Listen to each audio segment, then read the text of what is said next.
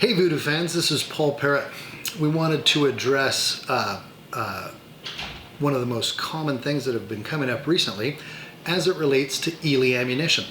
Super great ammunition, and as you know, Vudoo's been pretty centric around Lapua. We've had a great partnership with them, and Mike Bush, the inventor of the V22 and its design, really did a ton of development testing around the Lapua brand of products, which is also to say round nose ammunition.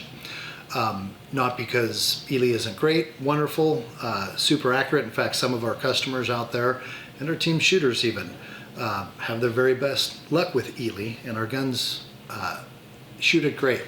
But one of the things that was originally designed and conceived way back at the beginning of, before it was even called the Vudoo, as Mike Bush developed the magazine around the conversions that he was doing on 40Xs, it was predominantly around round nose ammunition. And for many of you that have received and gotten our polymer magazine, you'll notice if you look at it right on the very front where the feed lips are, that a round would sit in there, and it's going to come over that front lip as it feeds into your chamber. Well, with certain ammunition, and the very excellent ELEY ammunition is one of those, many of the rounds have a flat nose instead of a round nose. And that flat nose can hit the front of our magazine that wasn't ever really designed around that. Not that it can't shoot it.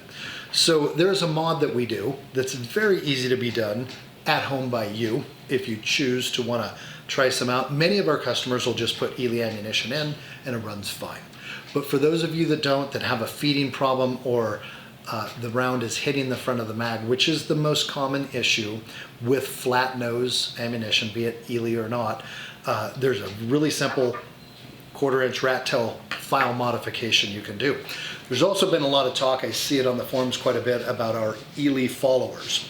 We did in fact create a follower with a little bit different angle. We do the modification in here so that it sets the round a little bit more tip up, so that that flat nose can clear the end of our mag. It can sometimes be a solution, but I believe it is a secondary solution and shouldn't be the first primary thing that you do. On our magazine, it is as simple as inserting something to hold. You don't even have to take it apart. Hold the follower down out of the way, like this piece of cardboard. I cut off a box real quick so that it's out of the way. You can take your rat tail file on the entry of the feed lip and put a 45-degree angle on it, and then lay it in here flat too, and put more of a curvature on that front instead of it being flat.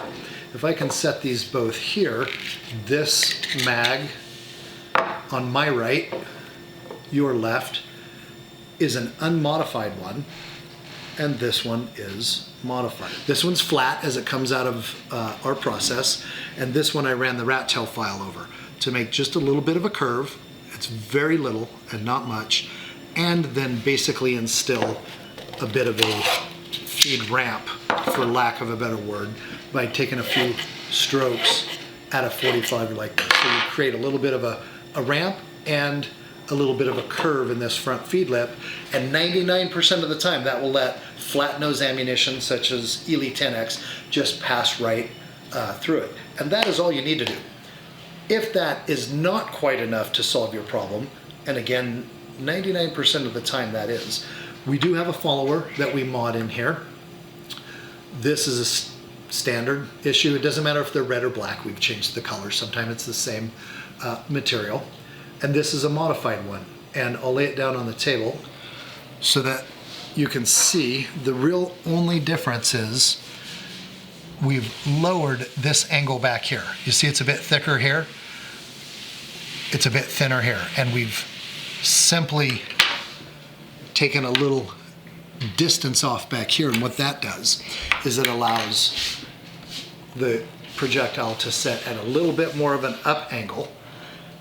It does the same thing as the modification we did here, which is just allow a little bit more clearance for this flat nose to clear the front of our mag as opposed to the round nose, which is probably the most common configuration in most of the ammo. The round nose glides right over it. Doing this modification so that you can run flat nose type ammo like the ELEY does not in any way hamper your round nose functioning. So it's kind of a worthy thing to do, just on the off chance that you might try some flat nose ammunition.